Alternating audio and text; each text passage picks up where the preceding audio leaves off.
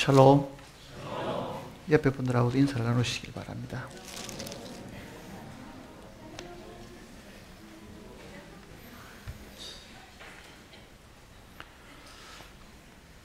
민수기 5장을 찾겠습니다.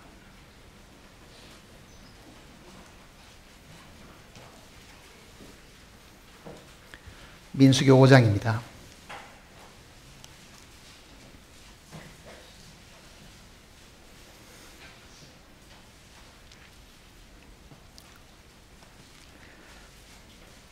일절 말씀부터 보겠습니다. 민수기 5장 1절입니다. 여호와께서 모세에게 말씀하여 이르시되 이스라엘 자손에게 명령하여 모든 나병 환자와 유출증이 있는 자와 죽음으로 부정하게 된 자를 다 진영 밖으로 내보내되 남녀를 막론하고 다 진영 밖으로 내보내어 그들이 진영을 더럽히게 하지 말라. 내가 그 진영 가운데 거하느니라 하시매 이스라엘 자손이 그같이 행하여 그들을 진영 밖으로 내보냈으니 곧 여호와께서 모세에게 이르신 대로 이스라엘 자손이 행하였더라. 4절 말씀까지 읽었습니다. 기도하십시다.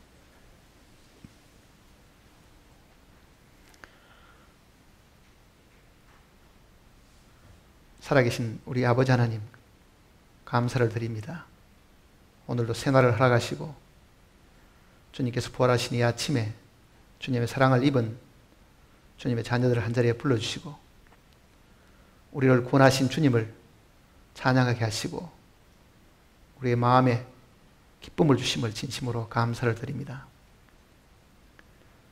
세상을 살아가는 동안에 상처받고 어려운 일 때문에 힘들어하는 영혼들을 주님께서 위로하시고 이 시간을 통해서 우리의 마음 속에 여러 가지 불결하고 세상을 집중하는 동안에 더러워진 우리의 마음들을 주님께 자백함으로 인해서 정결함을 얻게 하시옵고 또 우리가 풀지 못하는 많은 어려운 문제들을 주님께서 이 말씀을 통해서 해결할 수 있는 시간이 되게 도와주시옵소서.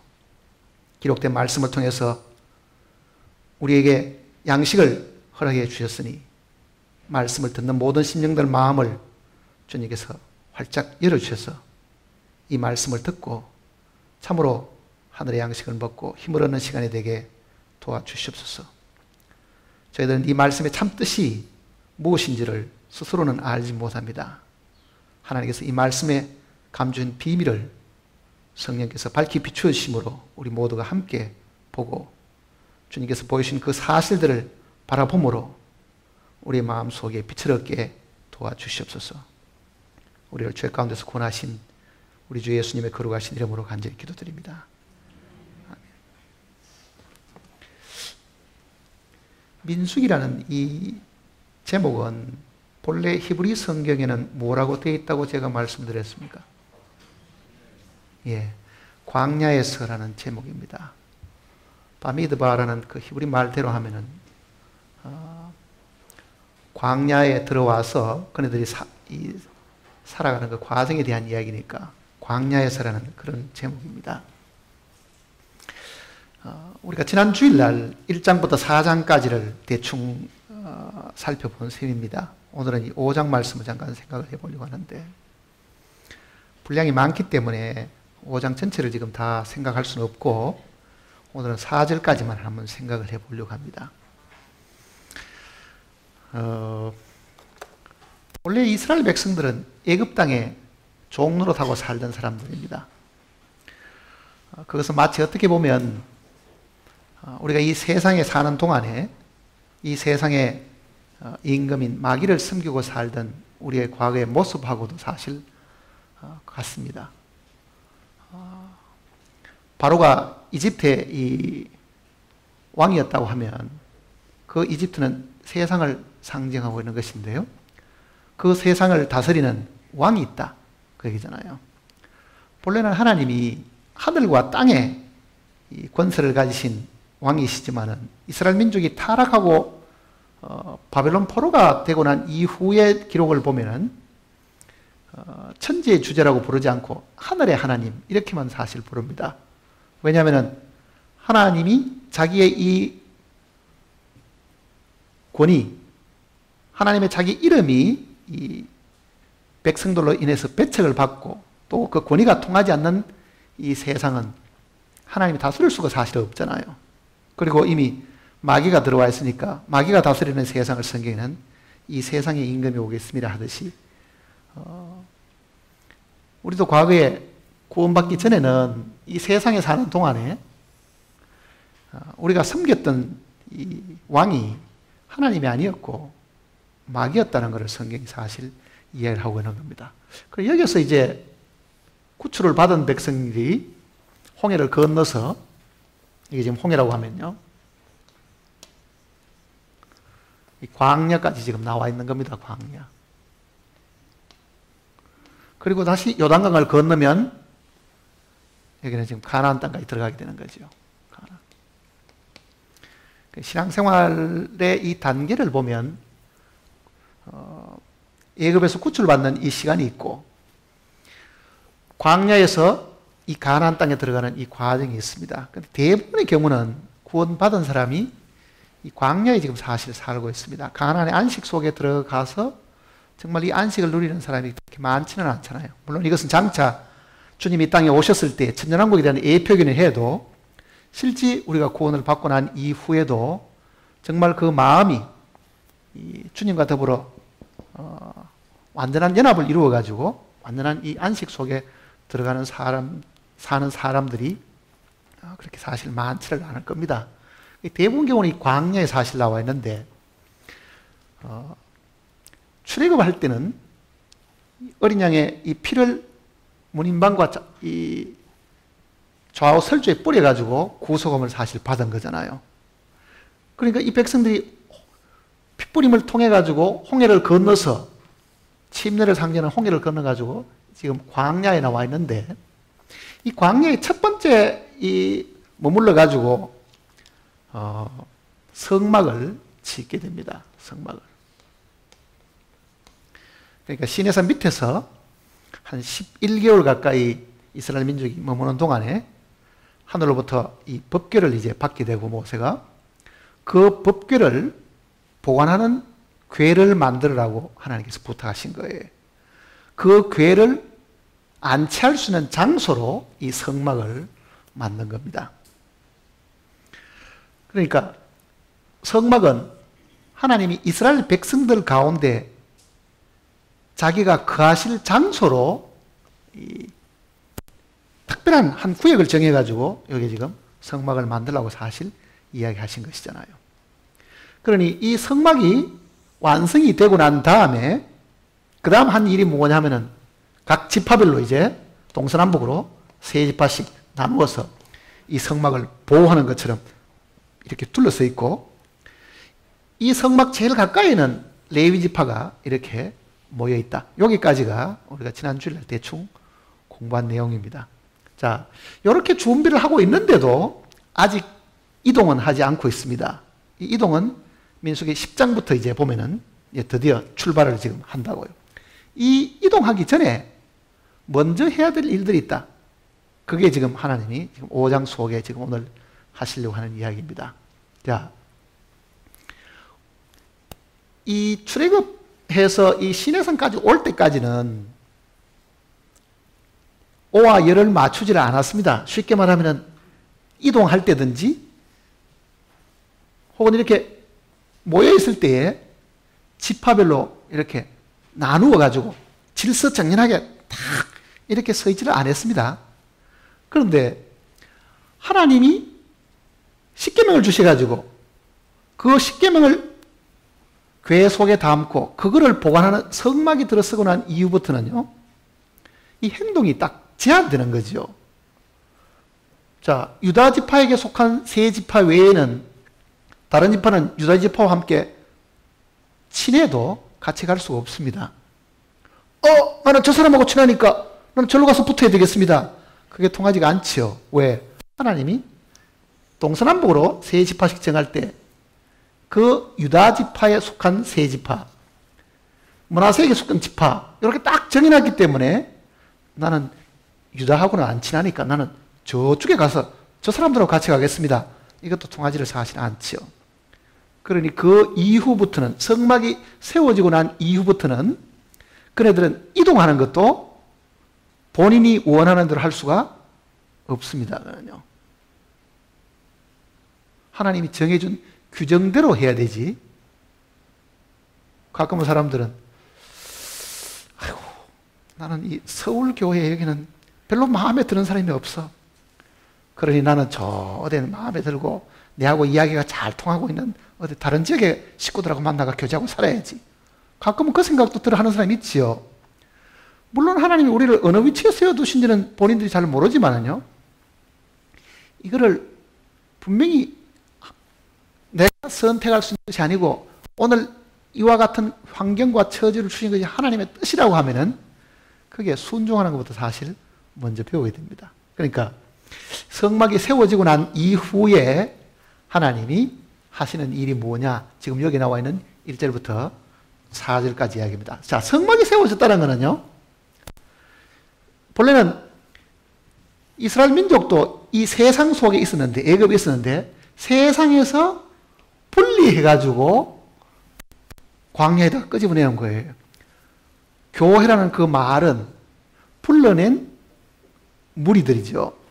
세상에서부터 불러내가지고 광야에 두셨는데 이 광야에 있는 요 유대인들을 사도행전 7장에 보면은 광야교회 이렇게 말하잖아요.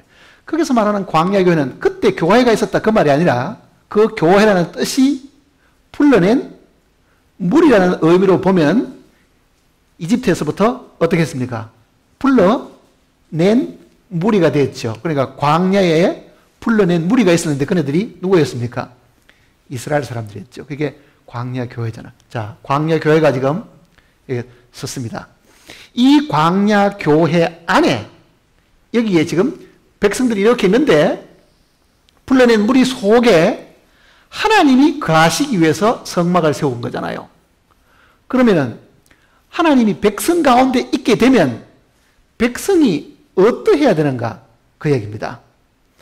거룩하신 하나님이 백성 가운데 거하시는데 그 중에 거짓말쟁이 있고 도둑놈 있고 죄인 되는 사람이 있다고 하면은 그 죄인들과는 이 거룩하신 분이 함께 거하실 수가 없다.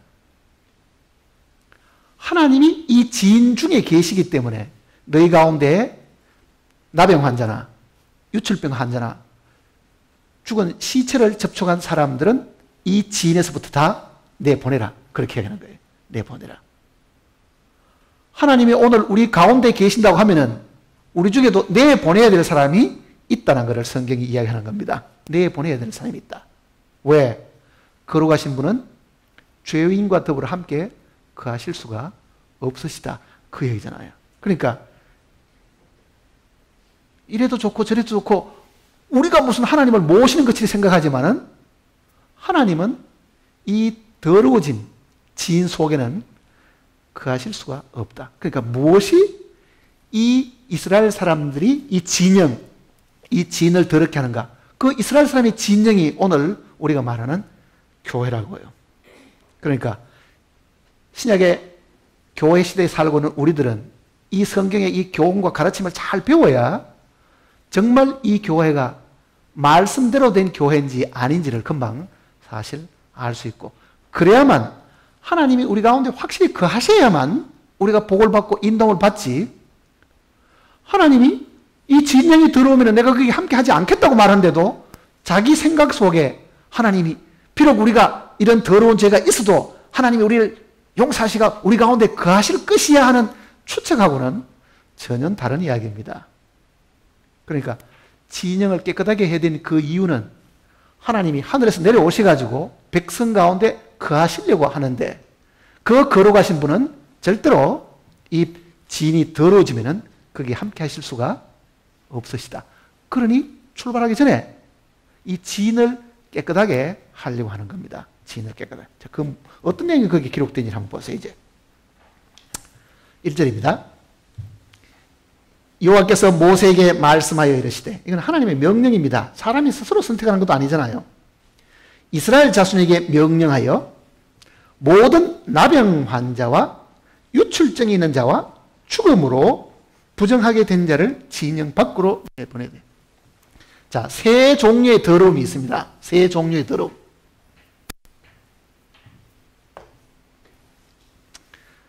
첫째는 하나님이 모세를 통해서 직접 하시는 이야기잖아요. 나병 환자들, 문둥병 환자들이잖아요. 나병 환자들.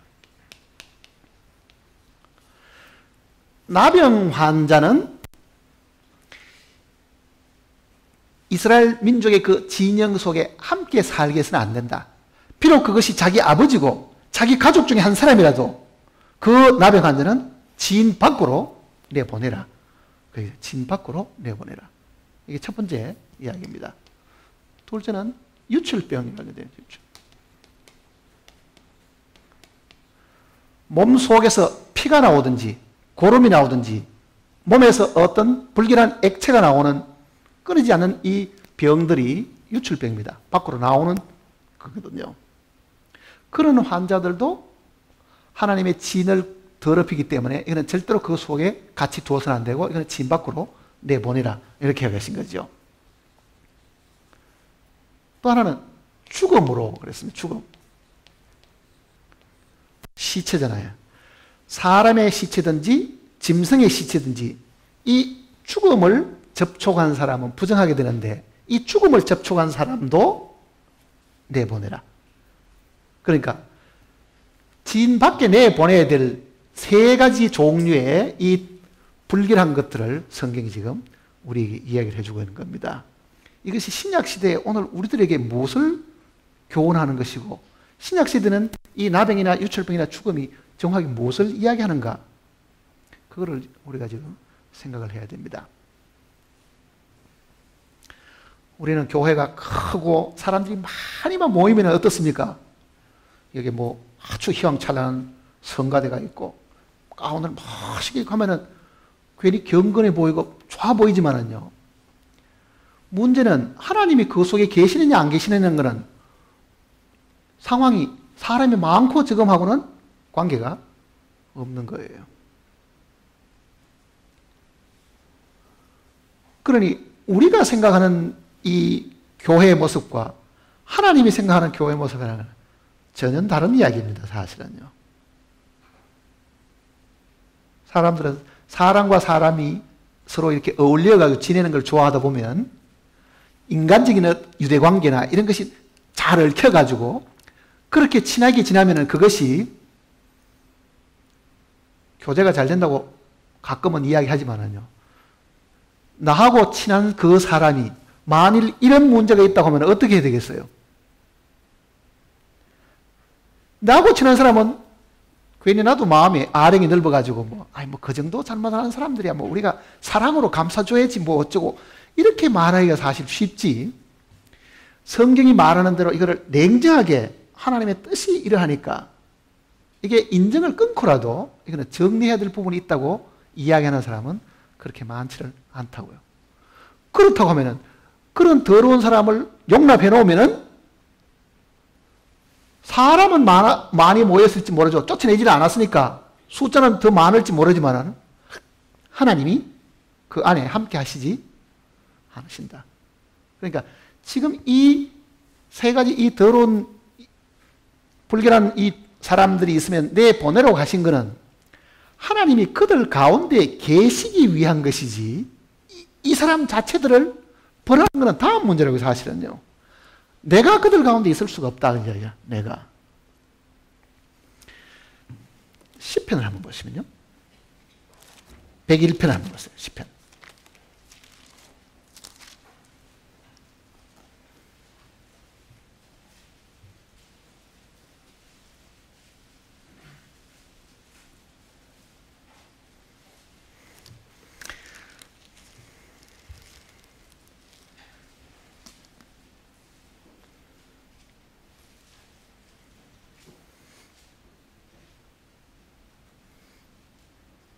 (7절입니다) 거짓을 행하는 자는 내 집 안에 거주하지 못하며 거짓말하는 자는 내 목전에 서지 못하리로다. 아침마다 내가 이 땅의 모든 악인을 멸하리니 악을 행하는 자는 여호와의 성에서 다 끊어지리로다. 앞으로 넘어가셔서 5편을 보시면요. 시편 5편을.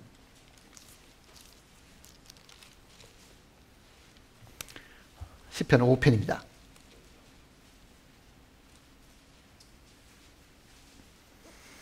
(4절부터) 보겠습니다. 시편 5편 4절.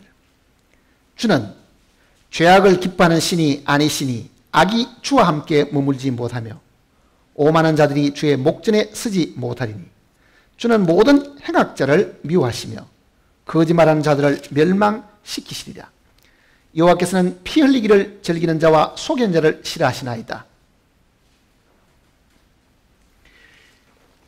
결국은 죄인은 하나님과 함께 설 수가 없다.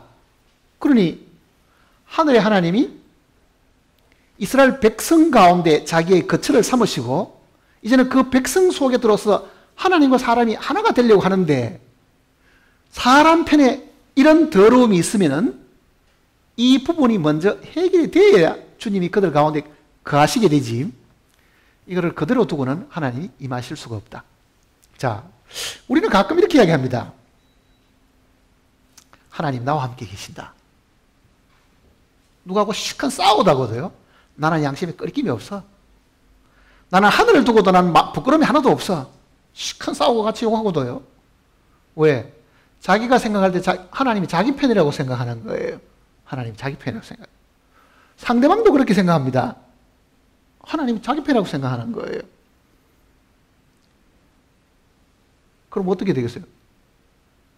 하나님이 그렇게 찢고 뽑고 싸우는 그 사람들과 함께 계신다고 하면 하나님도 사실 이 거룩한 이 성품을 유지할 수가 사실 없는 거예요, 그게. 그러니 사실은 하나님은 죄와 더불어 함께 거하실 수가 없으시기 때문에 내가 죄를 짓고 있으면서도 주님이 나와 함께 하신다는 주님의 그 임재를 자기가 느낀다고 말하는 것은 거짓입니다, 사실은요. 거짓이라고요. 죄 가운데 그대로 살면서도 하나님이 나를 불쌍히 여기시가 용서해 주실 것이다 하고 정말 그 죄를 처리하지 않고 자백하지 않는 죄를 남겨놓고도 주님이 내 안에 거하신다고 말하는 것은 그거보다 더 가정스러운 것이 사실 없다, 그 얘기잖아요. 그러니까 지금 하늘의 하나님이 사람들 가운데 들어와서 자기 거처를 삼으시기는 이게 처음이잖아요, 지금 보면요. 그러니 하나님께서 그 자기 거처를 확보하시려고 하다 보니 이런 사람은 다 진영 밖에 내어보내라, 이렇게 지금 이야기하신 겁니다. 자, 민수기 5장을 다시 보시면요.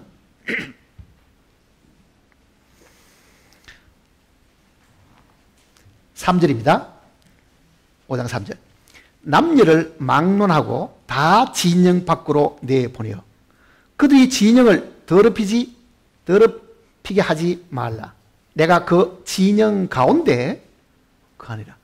이스라엘 백성 가운데 이 성막을 지어가 거기에 지금 하나님이 거처를 삼으셨는데, 백성이 이런 문제가 있으면은 그네들이 하나님 가까이 올 수도 없을 뿐 아니라 하나님이 그네를 상대를 할 수 없으니 이 부분을 해결을 해야 된다, 그렇게 얘기하시는 거잖아요. 자, 하나님은 거룩하신 분이기 때문에 우리가 죄 사함 받기 전에는 우리의 모든 이 더러운 죄들이 정결함을 받기 전에는 하나님은 우리 가운데 들어오실 수가 없으십니다. 그러니까 반드시 하나님이 자기 거처를 정하시려고 하면요, 죄 사함 받은 백성, 구속함을 받은 그 백성이 먼저 준비가 되어야 될 부분이 있고, 그 다음에 자기 거처를 사실 정하시는 거예요. 그러니 확실히 죄 사함 받지 않은 사람은요, 하나님이 아직도 자기 속에 임재하지 않았습니다. 하나님이 들어오기 싫으신 것이 아니라 내 쪽에서 하나님을 받아들일 준비가 안 돼 있는 거예요, 사실은요. 그거는 기도를 많이 한다고 되는 일도 아니고 금식을 한다고 되는 일도 아니라고요. 정말 내 영혼이 깨끗하지 않으면 하나님이 내 안에 거처를 정하실 수가 없다. 그러면 이스라엘 백성들은 이미 거처가 깨끗해졌습니다.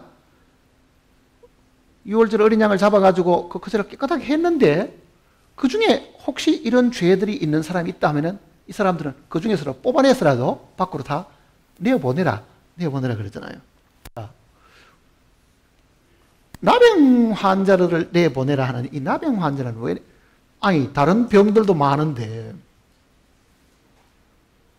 굳이 병이 걸린 일들 때문에 그게 나병, 어떤 사람은 중풍 걸린 사람도 있을 거고, 아니면 광야에 밖에 나와 자다 보면은 들판에서 감기 들려가지고, 심한 이렇게 독감 걸린 사람도 있을 테고, 다른 병 걸린 사람은 일체 이야기 안 하고요. 이 문둥병 환자들, 나병 환자들은 다 내보내야 된다. 이렇게 지금 이야기하잖아요. 그러니 일반적인 다른 병과 이 병이 뭔가 분명히 다르다는 걸 성경이 이야기하고 있겠지요. 성경에서 말하는 이 나병은요, 죄와 관련이 있는 겁니다. 죄와.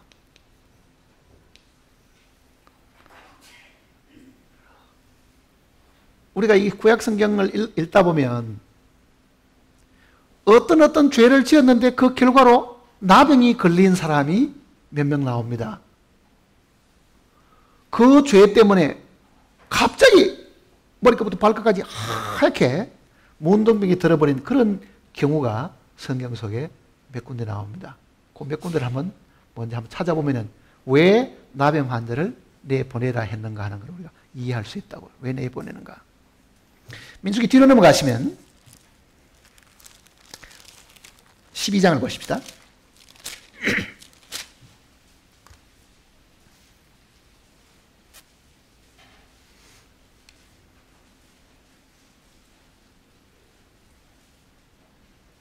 (1절입니다) 12장 1절.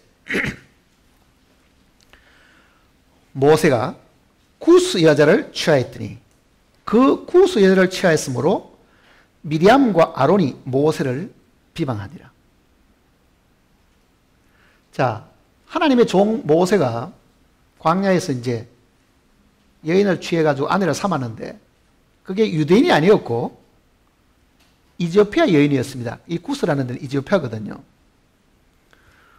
그랬더니 다른 사람도 아니고 모세의 친누나, 모세의 친형이 나서가지고 네가 어떻게 이방 여인을 아내로 취하느냐 하고 이제 비방을 했겠죠. 이제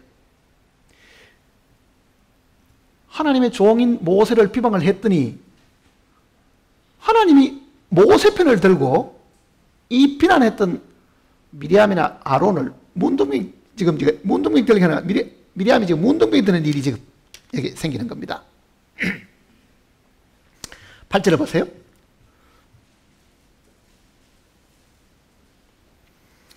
그와는 내가 대면하여 명백히 말하고 은밀한 말로 하지 아니하며 그는 또 하나님의 여호와의 형상을 보거늘 너희가 어찌하여 내 종 모세 비방하기를 두려워하지 아니하느냐.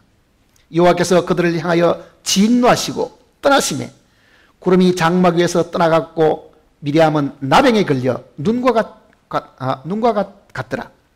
아론이 미리암을 본적 나병에 걸렸는지라. 자, 하나님의 종 모세를 비방하는 그 일로 인해 가지고 얻은 그 결과가 뭐냐? 문둥병에 걸린 겁니다. 문둥병. 그러니 하나님의 종을 비방하는 그 죄의 결과로 얻은 결과는 뭐냐?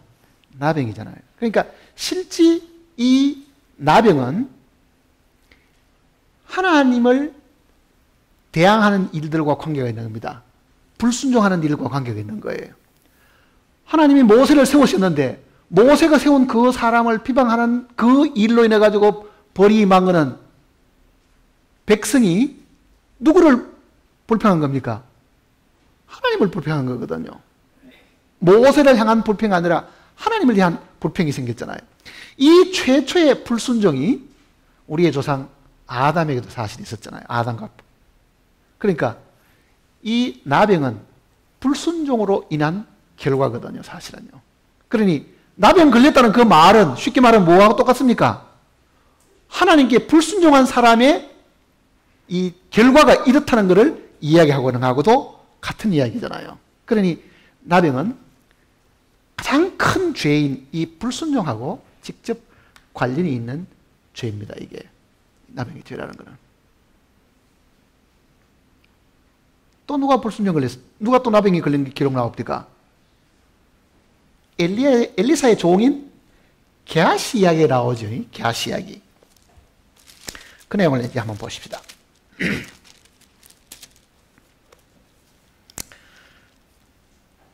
열왕기 하를 보시면요.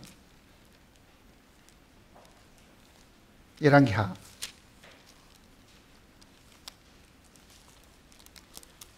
(5장입니다)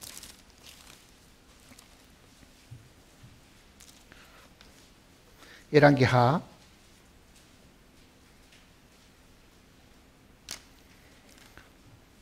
5장 26절입니다.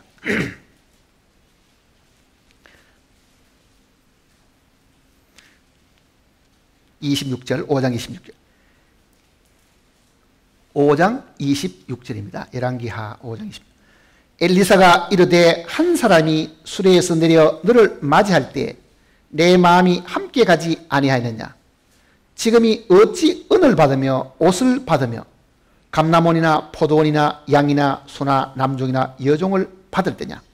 그러므로 나만의 나병이 내게 들어 내 자손에게 미쳐 영원토록 이르리라 하니 게하시가 그 앞에서 물러나오매 나병이 발하여 눈같이 되었더라. 이 게하시는 선지자 엘리사를 돕던 이 시종이었는데 엘리사가 나만 장군의 문둥병을 낫게 해줬잖아요. 그 앞에 기록을 보면은 많은 금은 폐물을 가져와서 살해를 하려고 하잖아요. 그런데 엘리사는 그걸 일체 안 받은 거예요. 그냥 가라고.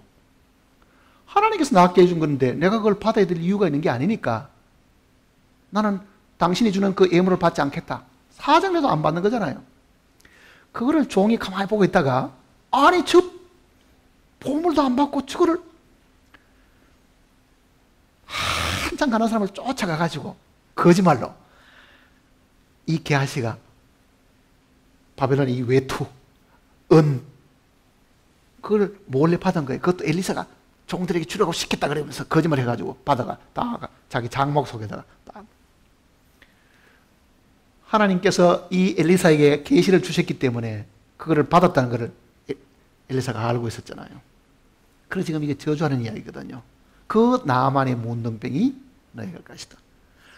엘리사의 이야기는 누구 이야기입니까? 하나님의 이야기잖아요. 선지자는 하나님의 말씀을 하고 있는데 하나님이 안 받겠다는데 쥐가 돌아서 가지고 받았으니 그 사람도 하나님께 불순종한 거다. 엘리사에게 불순종한 것이 누구에게 불순종한 거였습니까? 하나님에 대한 불순종이었잖아요. 그게. 그 나만의 문둥병이 네 자손 대대로 문둥병이 될 것이다. 이렇게 지금 저주를 하신 거거든요.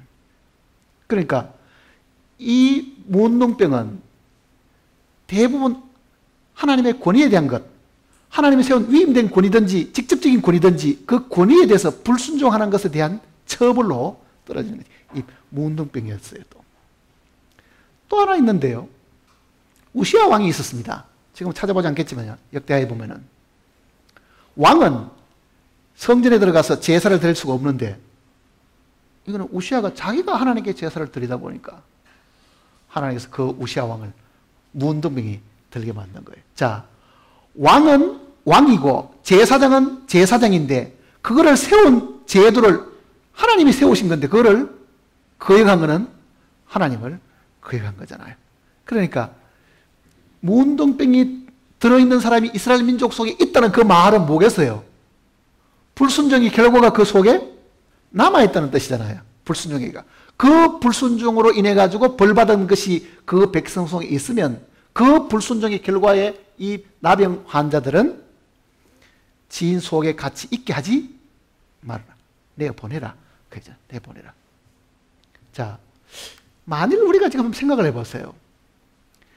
내가 지금 신약시대에 지금 살고 있는 사람들인데 나병의 결과는 대부분 이게 감각이 없는 겁니다. 손가락이 떨어져 나가잖아요. 잘리고 나가도 이게 아프지가 않을 정도의 감각이 없는 거예요. 우리가 죄를 처음 지을 때는 양심이 무슨 가책이 좀 있다가도요, 반복되는 죄를 짓다 보면은 별로 양심의 가책도 안 받습니다. 그러니 죄 짓는 것이 담대한 거예요. 그게 문둥병 드는 거랑 마찬가지입니다. 죄를 죄인 줄 모를 정도로 지금 마음이 무뎌져 사는 사람이 많다고요. 그런 사람은 마땅히 지인 중에 내가 보내야 된다. 이렇게 지금 성경이 이야기하는 거죠. 그가 하는 일이 뭘 하겠어요, 그러면은? 양심이 무뎌져 있다고 하면은 비난하는 일들도 쉽게 할 거고, 남에게 뭐 욕하는 일들도 쉽게 하고, 죄 짓는 일도 쉽게 하겠지요. 이게 신약 성경 속에도 분명히 이 부분에 대한 것을 가르치는 교훈이 나옵니다. 고린도 전서 5장을 보세요.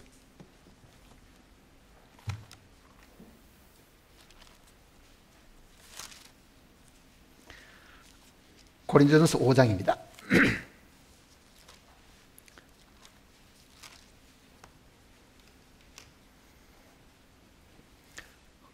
고린도전서 5장 9절부터 보겠습니다. 5장 9절. 내가 너희에게 쓴 편지에 음행하는 자들을 사귀지 말라 하였거니와, 이 말은 이 세상에 음행하는 자들이나 탐하는 자들이나 속여 빼앗는 자들이나 우상 숭배자들을 도무지 사귀지 말라는 것이 아니니, 만일 그리하려면 너희가 세상 밖으로 나가야 할 것이니라.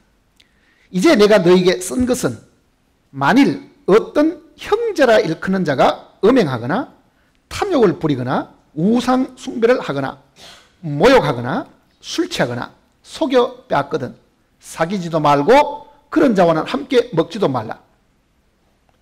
밖에 있는 사람들을 판단한 것이야 내게 무슨 상관이 있으리오마는 교회 안에 있는 사람들이야 너희가 판단하지 아니하랴. 밖에 있는 사람들은 하나님이 심판하시리니와 이 악한 사람은 너희 중에서 내 쫓으라. 자, 신약 시대의 교회 시대 속에서도 내 쫓으라고 하는 주님의 엄중하신 명령이 있습니다. 어떤 사람이 내가 쫓깁니까? 이렇게 보면.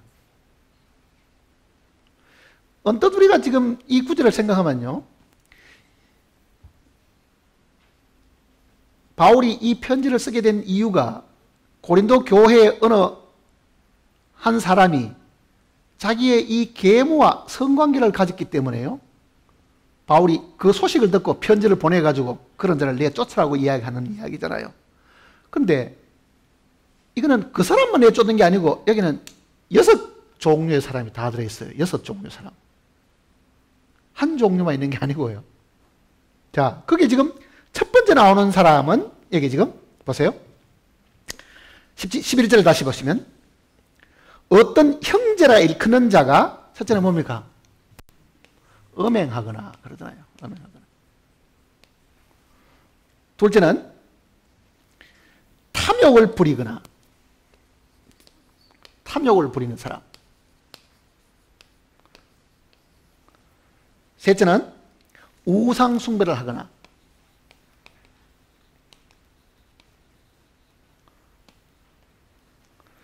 넷째는 모욕을 하거나. 모욕한다는 말은 뭐예요? 중상모략하는 겁니다. 중상모략하는 거. 뒤에서 비난하고 중상모략하는 사람들입니다. 그 다음에 술 취하거나.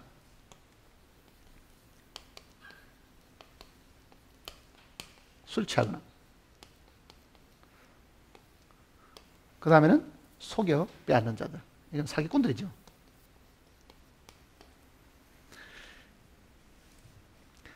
자, 이런 사람이 만일 교회 중에 있다고 하면 6 종류의 사람입니다. 이런 사람들하고는 어떻게 하라고요? 함께 먹지도 말고 함께 사귀지도 말아라. 이거는 사랑으로 덮여야 될 문제가 아닙니다. 아이고 사람에게 다 실수하기 마련인데 그러니 우리가 사랑으로 덮어줍시다. 인정이 많은 것 같이 생각하지만은 물론 그리스도인들 중에서도 실수를 하는 경우는 사실 있습니다. 한 번에 실수한 사람을 두고 하는 이야기가 아닙니다. 이거는 습관적인 사람인 거예요. 한 번 음행을 저지르는 사람을 두고 내쫓으라는 말이 있는 게 아니고 이거는 상습적인 사람들이에요. 이게.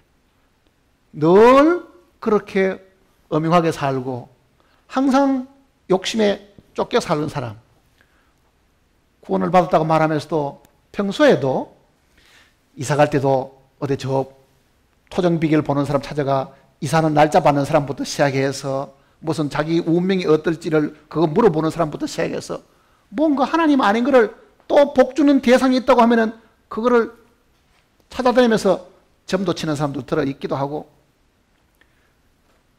점집에 출입하는 사람이 다 미신을 믿는 사람만 그런 게 아닙니다.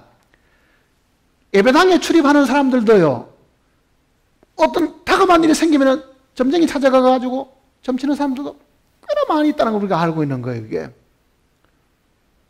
나는 확실하게 죄 사함 받은 사람인 그런 사람이 없어야 된다고 확신을 하고 있지만은요, 불행히도 복음주의 교회 안에서도 몰래 그런 데 찾아다니는 사람이 들어있다는 이야기를 제가 듣고 있어요, 사실은요.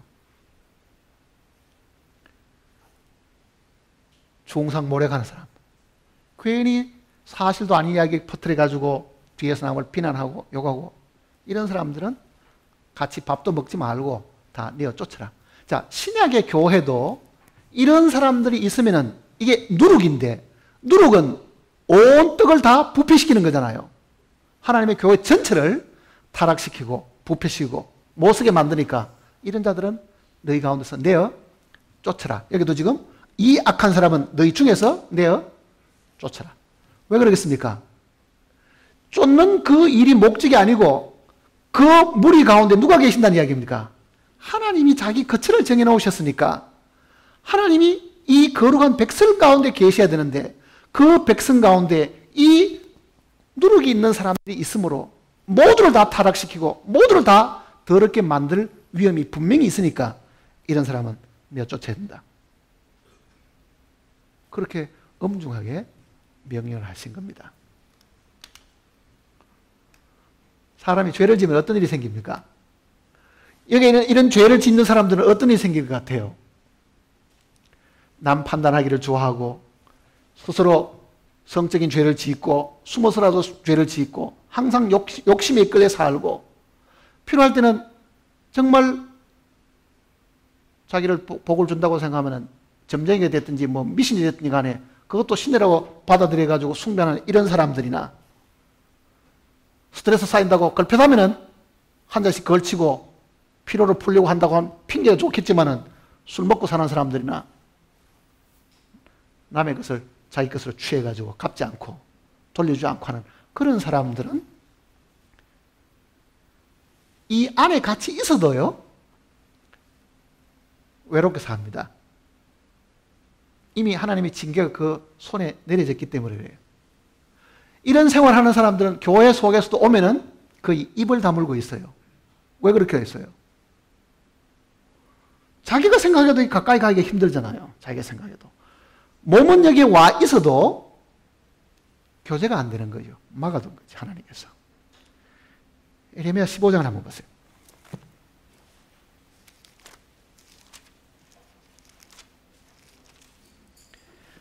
구약성경 예레미야 15장입니다.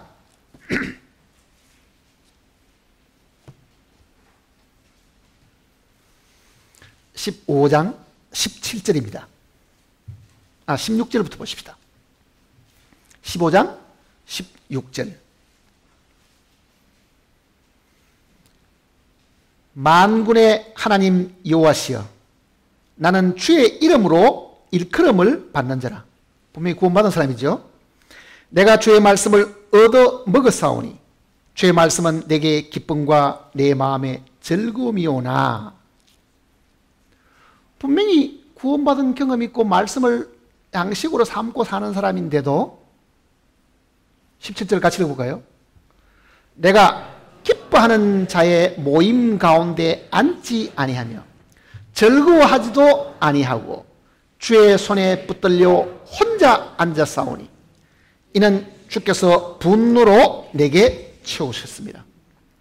자, 하나님의 말씀을 얻어먹고 사는 사람이고 분명히 주의 이름으로 일컫는 주의 백성이기는 했는데도 기뻐하는 모임에 함께 앉지도 않고 즐거워하지도 않고 어떻다고요? 혼자 있다 그러잖아요. 홀로 앉아싸우니. 자, 나는 다른 사람하고 별로 대화하고 싶지 않아. 나는 집에서 내 혼자 성경 읽고 싶고 별로 남하고 이렇게 말도 섞기 싫고 봉사하는 것도 같이 하기 싫고 할 수 있으면 내 혼자 뭐 조용히 뭐 헌금을 하든지 조용히 어디 봉사하고 하면 하지. 나는 별로 사람들하고 섞기가 싫다. 그게 자기 성격 탓이라고 생각해서 안 됩니다. 그거는 하나님의 이 진노가 그에게 임했기 때문에 그런 거예요, 사실은요. 하나님의 진노가 그에게 임했기 때문에 그렇다는 거잖아요. 왜 그렇겠어요? 교회는 혼자서 교회가 될 수가 없죠. 모든 구원받은 사람이 그리스도의 몸을 이루고 있다고 하면요.